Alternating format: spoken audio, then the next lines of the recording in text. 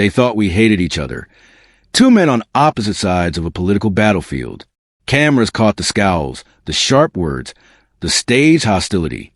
What no one saw was what happened backstage. Stolen glances in crowded hallways, brushed fingers during chaotic exits, words whispered too close to the ear. Elian, the rising star politician, had everything to lose. I, his rival's aide, had no reason to risk it all, except for him. Behind closed doors, the truth burned hotter than the lies we lived. And the night he touched me for the first time, everything changed. The roar of the crowd was still echoing through the rafters when Elian stepped off the stage, his face still carrying the practiced smile of a man who knew millions were watching. To them, he was untouchable, every word rehearsed, every gesture calibrated for power.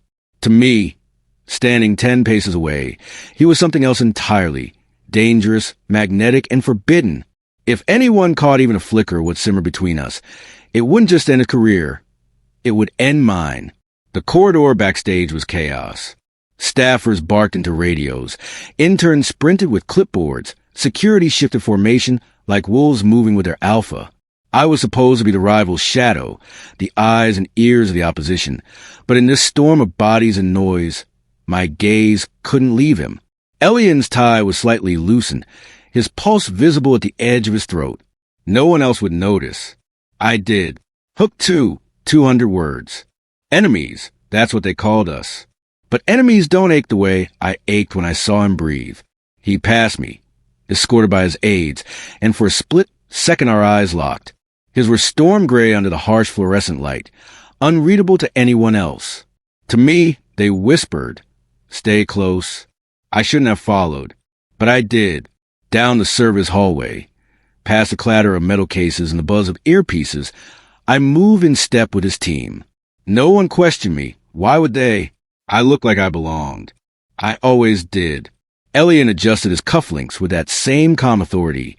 He wielded on stage. But when his hand dropped, it brushed mine. Not by accident. Every rule I lived by screamed to pull away. My body stayed exactly where it was. We descended into the tunnel beneath the arena, the air cooler, the sound of the crowd muffled to a distant roar. His aides were still ahead, clearing the way, their voices bouncing against concrete walls. I walked backward, scanning for threats, because that was my job, or at least a cover for why I needed to stay close. Elian's gaze flicked to me, just for an instant, his mask slipping. There was the rebellion he buried beneath polished speeches, the hunger. My throat tightened. If anyone glanced back, if anyone saw... But the darkness of the tunnel was its own ally, and secrets always thrived in the dark. He stumbled slightly on the uneven ground, and I reached out on instinct, palm against his chest to steady him. It was too quick, too natural, and far too intimate. His chest was warm under the crisp fabric. His heart beat wild against my hand. He didn't step away. His lips curved, not into the politician's smile, but something sharper, something private. His hand came up as though to brush mine away, but didn't. He let it linger. I froze. My pulse thundered. Every surveillance camera, every aide, every flashing lens outside the walls. None of them existed in that second. It was just him, just me, and a silence so heavy it felt like it could shatter.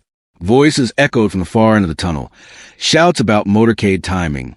Press waiting outside. The moment should have broken. He should have pulled away. Instead, Elian shifted closer.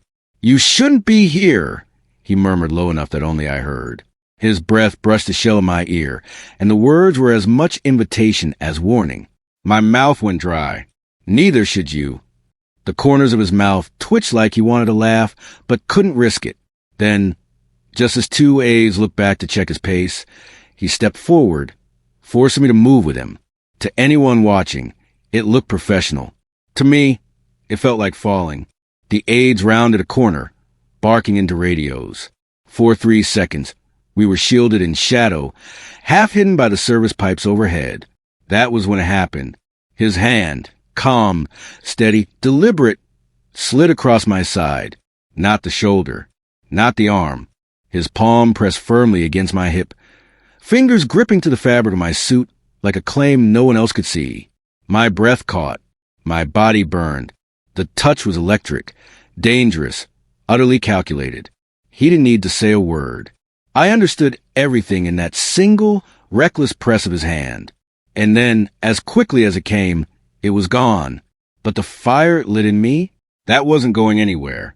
He slipped past me, rejoining the cluster of aides, his posture once again immaculate, his face unreadable. The polished mask was back in place, but I knew what lived underneath it now. I stayed frozen in the tunnel, hands still tingling where it had been, heartbeat hammering loud enough I was sure someone would hear. By the time I collected myself and followed, Elian was already through the door at the tunnel's end. The crowd roared again above us, none the wiser. And I knew the line had been crossed. And once a line like that is crossed, there's no going back. The night didn't end in the tunnel. If it had, maybe I could have pretended it meant nothing, just a slip, a mistake, a brush of hands in chaos. But Elian knew exactly what he'd done. The press never saw it. His aides never noticed. Only I carried the weight of that touch, the brand of it burning on my skin, like it was never meant to fade. Enemies weren't supposed to touch like that, and men like him weren't supposed to want men like me. Backstage rooms were a maze. Green rooms with half-drunk water bottles, locked supply closets stacked with cables, and narrow halls where history could turn on a single whispered word. Elian vanished into one of them, trailed by a single aide. I should have gone the other way, back to my own candidate, back to my own duty. But I didn't. I followed. The aide left moments later, walking briskly toward the motorcade. The door stayed cracked. Inside was Elian, alone, his jacket draped over a chair, the white of his shirt glowing faintly in the dim light. I knew I should leave, but my feet carried me forward anyway. The room smelled faintly of sweat, cologne, and paper from abandoned briefing notes. He was leaning against a table, tie loosened, sleeves rolled up. When he looked up, it wasn't the face he wore on stage. His eyes were stripped bare. "You followed me," he said softly. Not an accusation. Not even a question. I shut the door behind me, locking it without thinking. My chest felt tight. "You wanted me to..." His jaw clenched, and for the first time that night, the politician was gone. What stood before me wasn't a figurehead, wasn't a symbol. It was a man. And God help me, I wanted him. "You know what this could cost," Elian said, voice low, as though the walls themselves were listening. "I know." The space between us was only a few steps, but it felt like miles of consequences. My pulse thundered, begging me to close the distance. I wondered if he'd stop me, or if he wanted me to. I moved, slowly, deliberately, one step, then another. He didn't back away. His breathing deepened, shoulders tight with restraint. When I reached him, I didn't touch his face or his chest. I set my hand on his wrist, the same wrist that carried the watch of a man who lived by the minute. The watch ticked on, but the world around us stopped. His eyes flicked down to where I held him, then back up in that silence. I felt the war inside him, duty against desire, ambition against need. "Elian," I whispered. His name felt dangerous on my tongue, like it wasn't meant for private use. He closed his eyes, jaw tightening, and when he opened them again, all the restraint broke. His free hand came up, fingers curling into my shirt, dragging me forward until our chests collided.